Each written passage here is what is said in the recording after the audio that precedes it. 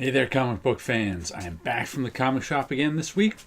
Pretty slow week for me, I guess. What is it? This must be a fifth Wednesday, because it's January 31st. Only 4 comics, one from my pull list, a couple of True Believers, and one off the shelf. We'll start with the latest Cerebus. Giant-sized jingles. I know this is a giant-sized X-Men parody. I don't understand the whole jingles part. First all jingles issue. Jingles. I don't get the joke. What do jingles have to do with X-Men or Cerebus? I don't know. Oh, looks like we're getting a Sin City Sim City one next in February. Well, this is his comic strip. It's a comic strip all done with cutouts of Cerebus and Virgil and Dante. Cover parody of Giant Size X-Men #1. I still don't get why it's jingles. But I enjoy reading this. I think you can read this on the web somewhere too. I don't even know. But there's been a lot of these now. It's been coming out for a couple of years. Everyone's a new #1, which is real annoying. But you can read them in any order. I mean, it doesn't.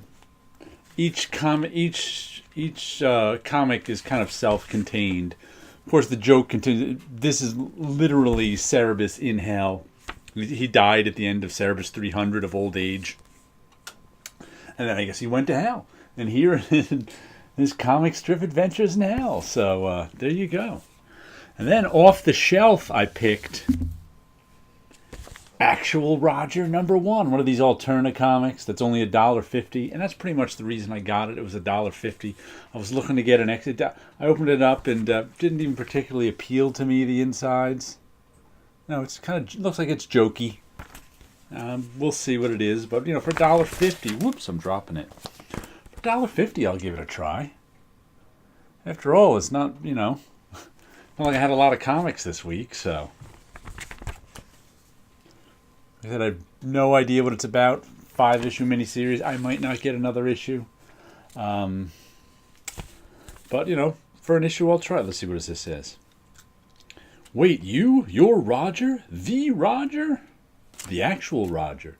From the director of the Tick animated series. I didn't even notice that on there. It says that there. So I guess,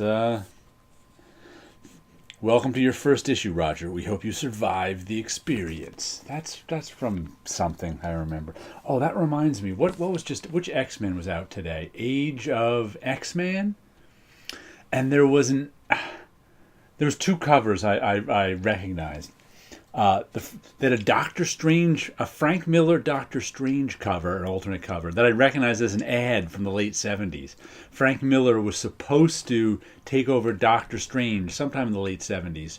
Never did, but made one ad, nice picture too, of Doctor Strange, and they made that into an alternate cover I saw this week. Though the coloring was a little off on Doctor Strange's face, but it was a little dark too. But I think I like the original ad better. But it's a really nice Frank Miller drawing of Doctor Strange. And the other there's this, I think it was Age of X-Man, had an alternate cover by George Perez of the X-Men, and Spider-Man is on the cover too. A really awkward drawing of Spider-Man. That I recognized from somewhere in the late 70s, early 80s, but I can't picture it. It was on some like index issue, some like X-Men companion issue or something. Because in the 80s, before the age of the internet, they used to put out these magazines that were kind of like, imagine if you have nowadays you have a website dedicated to like the X-Men. In the early 80s, you have a magazine dedicated to the X-Men. It was like one of those magazines. But I'm looking at the cover going, where does this come from? But no one in the shop knew. So I was like, I'm asking you guys. Age of X-Men, alternate cover, George Perez. Some old George Perez drawing that's from somewhere. Someone should know where it is, but I don't. And now we've got some True Believers. We've got What If Conan Walked the Earth Today? This is yet another one that I still have the original issue to on my shelf, but I just spent $1 to get a nice, new, fresh copy. Just because I think a wizard sent them forward into the future is the story. Nice John Buscema art. Did Roy Thomas write this one? I bet Roy Thomas wrote it, because why wouldn't he have? Yeah, Roy Thomas. Ernie Chan on the inks. Good. I remember liking this one as a kid. It's Conan getting into street fights. I remember figuring out what a gun was. It's usually lead, souped up lead slinger they got there. And so he wasn't scared of guns when she figured out what they were. But, I wanted to read a fresh new copy. And then I got, here's the mystery one, True Believers Conan Resurrection. This is the one, I think it's Conan 187 I saw when I ordered it. Why would they reprint Conan 187? I don't know.